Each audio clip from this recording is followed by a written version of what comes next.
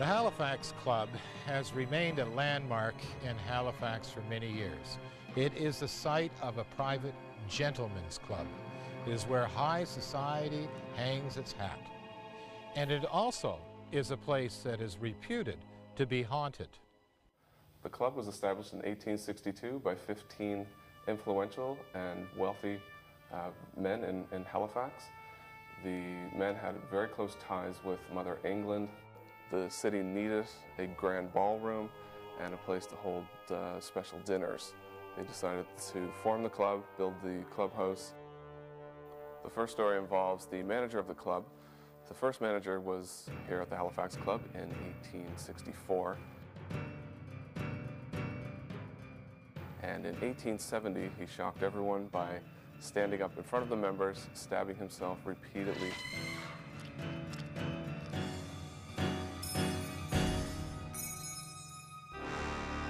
The reason why we think this is a potential for haunting, obviously there was a level of insanity, and this is one of the only recorded deaths here at the club. The untimely death of the general manager at his own hands has resulted in his spirit remaining at the scene of his death. He is now a prisoner of the famous Halifax Club. One hot spot of activity in the club is near the cloakroom on the first floor of the building.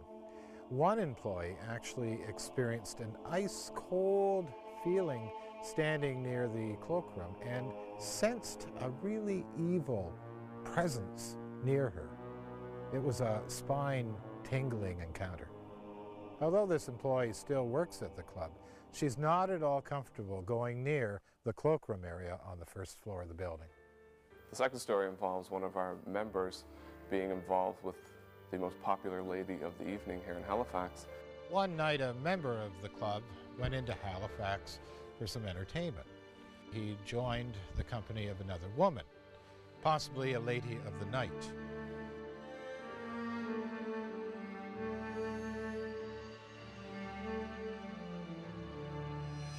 Unfortunately for this gentleman, he died while he was in bed with his company.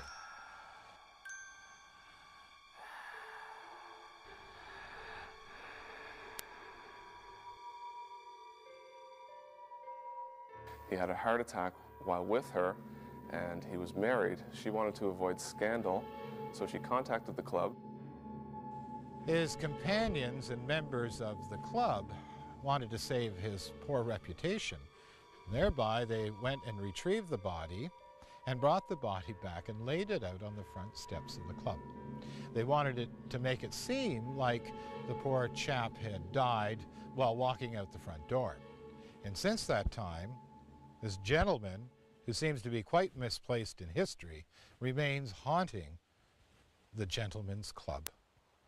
So the Halifax Club haunting, I suppose, has all the elements of the usual ghost story. You have a prestigious old building, and perhaps the people in this particular club want to have a ghost. You know, a lot of the old British clubs had ghosts, and perhaps there's a deliberate effort to create a legend of a ghost. I don't know.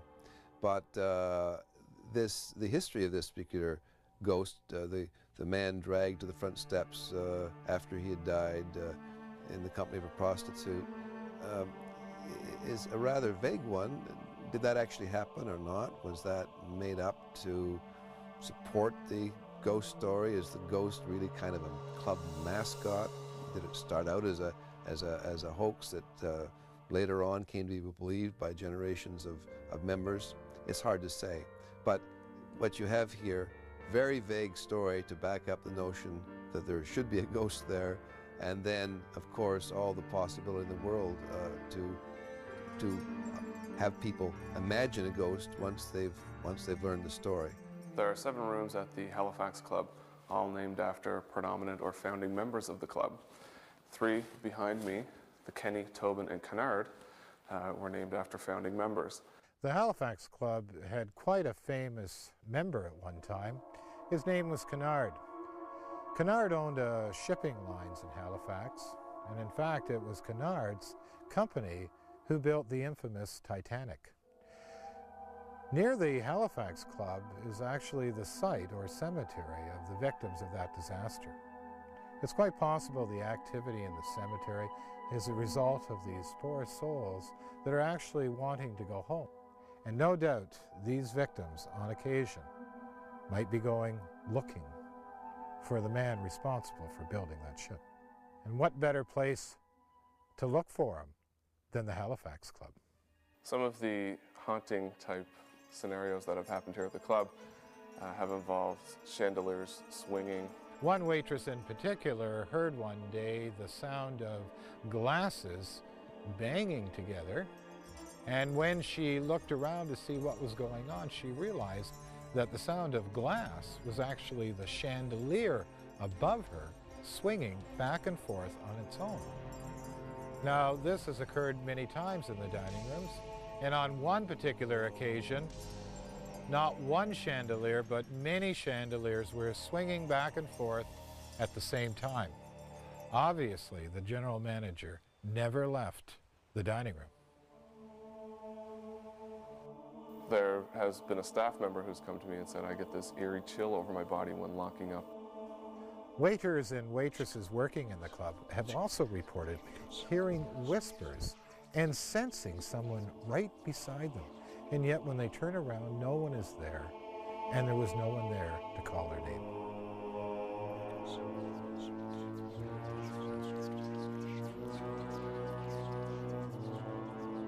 We do know that we possibly may have two spirits haunting the Halifax Club. It could be the gentleman member or the general manager. But whoever it is, we do know that they have taken out an eternal membership in the Halifax Club.